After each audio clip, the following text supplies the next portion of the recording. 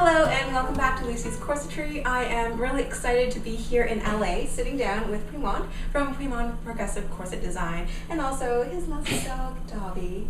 So thank you so much for being able to sit down with us. Well, of course. Welcome. Thank you. So first, how did you get started with corsets? I started corset making by making a few samples for a school project when I was in fashion college.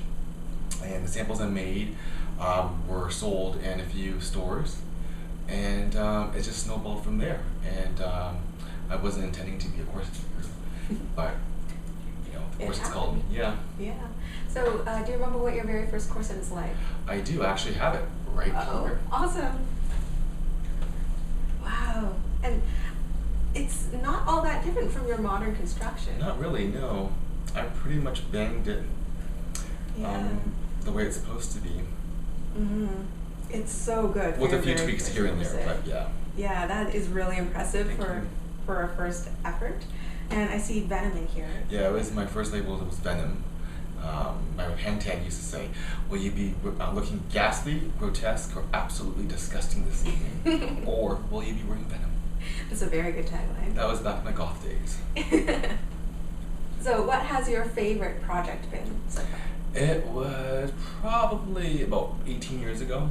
It was a red silk brocade floor-length corset bustle dress with crisscross boning for the bustle, and it was made for a charity event in Toronto called Fashion Cares, which benefited AIDS research. Really nice. So, since your first corset, how many corsets do you think you've made in total? Wow. Judging from a span of 18 years and based on how many labels I've reordered in the packages of 500 to 1,000 each time, I'd say probably over 100,000. Wow. So you mentioned that you've been making corsets for 18 years, so how have you seen the industry actually evolve since then? I guess it's blown up. I don't really keep track, but I think last I heard was 200 corset makers in the world, and then today you said 300? 300 these days that I know. But back then it was so hard to even find a bust closure or anyone to sell a bust closure or where to get boning. Mm-hmm. You couldn't even buy a corset pattern. I had to do everything from scratch. Cool. Nowadays you can go on YouTube and learn how to do everything from start to finish. Yeah. What is your favorite step in the whole construction process? My favorite step is probably after all the panels and all the pieces are cut together, sitting down finally and sewing them together, putting them together. The general assembly process. Yeah. What would be your least favorite step? Oh my god, that's like the binding and the grommeting and probably the lacing. Because you're almost done. You're almost to the home stretch after so much concentration on the stitching. I think the binding and the grommeting. Yeah. Grommeting. It doesn't end. Very repetitive. Who would you like to work with in the future? What would your dream project be? A dream project, it varies depending on the times and what's in pop culture, what's in the news, media. I would say for now, Caitlyn Jenner, because she's got this platform where she can do a lot of good, and also for a male to female transgender transformation. That's something I do specialize ever since I've been making corsets. Wow. Most male to females require an hourglass figure, and a proper corset does provide that.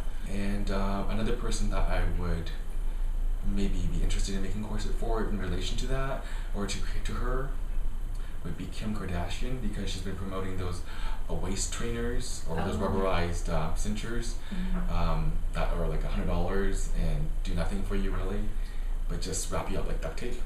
So I would maybe give her make her a real corset. What would you say is your favorite reaction from a client when they first receive a new corset? One time I laced a client into a new corset and she was so excited. She farted. Oh my gosh, really? I was like, she said, "Ooh, I'm so excited I farted." Oh wow. I was like, oh. Keep it classy. Well, I guess you're compressing the insides a little bit. So. Stuff moves around. I can see that. What are some of your future dreams and aspirations for your business? I think I'd like to incorporate ready-to-wear clothing pieces to complement the corsets, like skirts, bras, robes, and capes. Capes would be really cool. And maybe stockings. Yeah, be neat. So it'll be like a one-stop shop, one place to get everything. And everything would be coordinated. Coordinated, but not too matchy-matchy though. Yeah. But, you know. Of course. So what do you do when you're not making corsets? What do you do in your downtime? I'm a really simple person. I'm usually taking care of these guys, or at the gym, grocery shopping, or just hanging out with friends, or watching TV, or just researching on, you know, ufology, planetary sciences. That's really neat. So that's all the questions I have for you, but thank you so much for taking the time and sitting down with us today. Oh, thank you for stopping by. Yeah, it was a lot of fun meeting you and Dobby, and also Handsome, who seems to be absent somewhere. But and thank you all for watching. And if you have any other questions for Puimond, or if you want to contact Puimond, where can they find you? At puimond.com. Awesome. Then that's really easy to remember. I'll put that down in the description below. Thanks again, and I will see you in the next video. Bye. Bye.